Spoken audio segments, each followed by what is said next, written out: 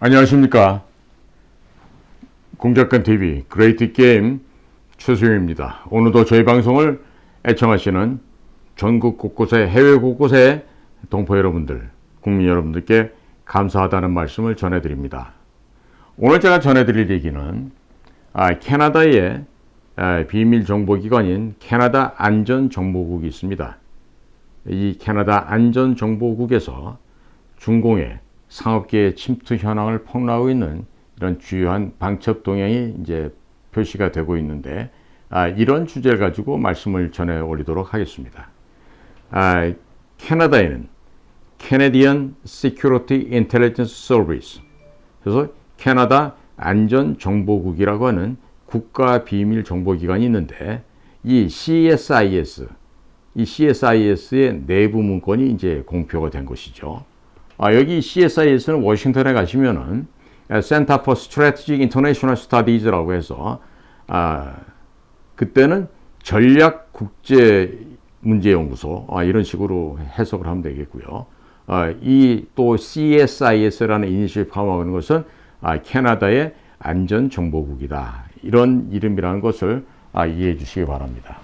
따라서 이런 그 CSIS의 내부 문건에 의해서 중국이 카나다의 정치 인사들, 또 정치 관료들, 또 기업 간부들에 대한 침투를 목표로 정하고 나서 협박, 뇌물, 성유혹 등 갖가지의 방법을 다 구사하고 있다고 폭로했습니다. 이 경고의 말을 함과 동시에 캐나다 사람들에게 이제 경종을 울리게 되는 거죠.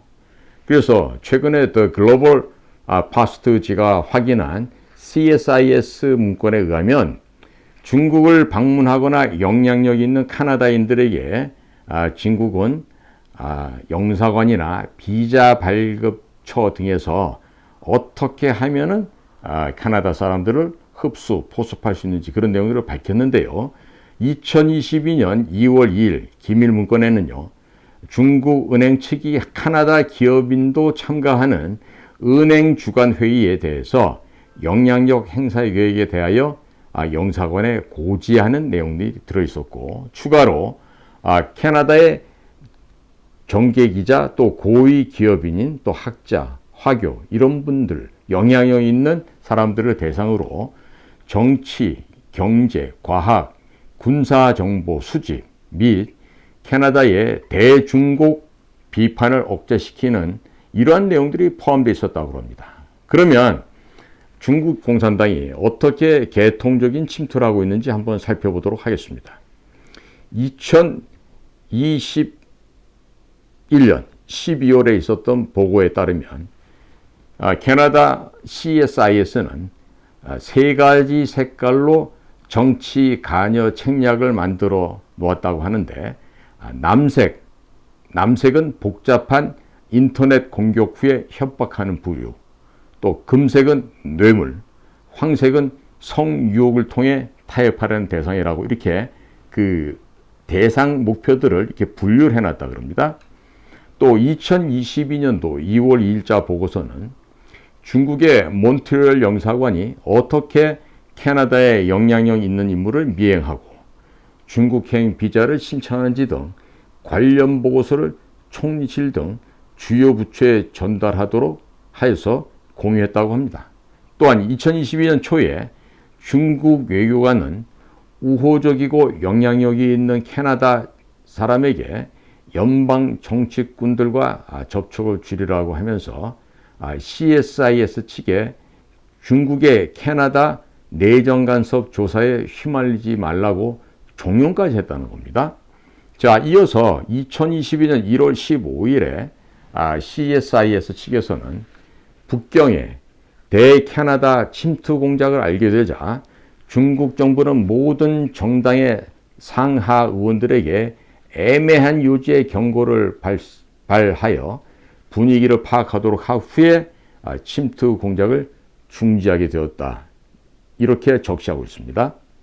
CSIS의 문건에 의하면 중국은 아주 복잡한 방법으로 연방정부 내에서 자유당이 2021년 선거 기간 중에 북경 측에게 비우호적인 보수당 정치인들을 격파하도록 뒤에서 조종했다는 사실이 또 밝혀졌습니다.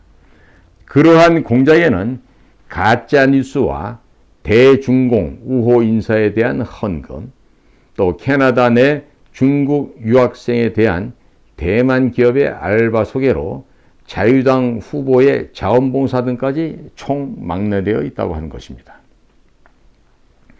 더 글로벌 포스트지는 트루도 총리가 지난주 중국의 캐나다의 선거 개입 간섭에 대한 보고에 반응을 보였다고 하면서 2019년 선거 당시 중국이 토론토 지역에 11명 후보를 지원하였는데 이 가운데 9명이 자유당 후보였다는 것이고 2021년 선거에서는 별 영향을 미치지 못했다고 밝히고 있습니다.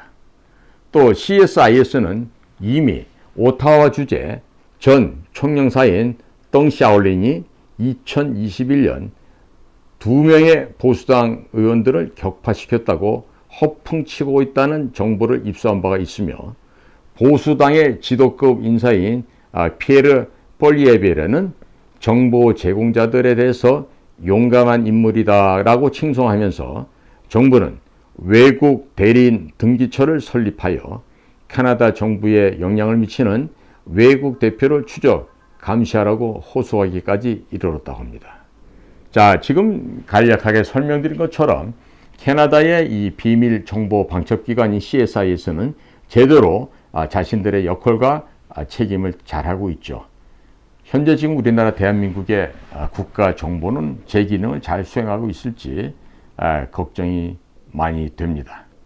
혹시 그 가운데에서 중국의 흑사회 조직폭력 세력들이나 중국에서 보낸 현지의 우리 고천망들과 함께 어울리면서 포섭된 자들은 없는지, 놀아나는 자들은 없는지, 혹은 국정원을 퇴직한 이후에 지방정부다, 지방자치단체다, 지방 각종 의회다, 뭐 이런 데 들어가서 무슨 고문하겠습니다, 뭐 축적된 경험을 나눠드리겠습니다 하고 거짓말하고 들어가서 그 지역사회와 그 지방 행정부를 파괴시키고 오염시키면서 내부 정보를 퍼나르는 그런 중국의 오염된 첩자는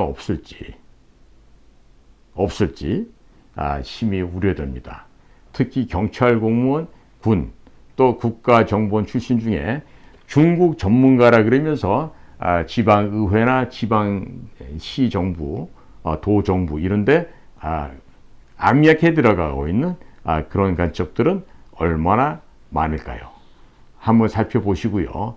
주변에 경계를 늦추지 마시기 바랍니다. 특히 부울경 지역, 부산, 울산, 경남 지역, 그 다음에 경북 지역, 그 다음에 충북, 강원도, 충남 지역 이런 데서는 특히 이와 같은 그 정부의 공무원 경력이 있다면서 그리고 와가지고 사기치는 간첩들의 그 암약을 유의하시기 바랍니다. 오늘도 저희 공작관TV 그레이트 게임을 경청해 주신 모든 여러분들께, 애청자분들께 감사하다는 인사를 전해 올립니다. 건강하십시오.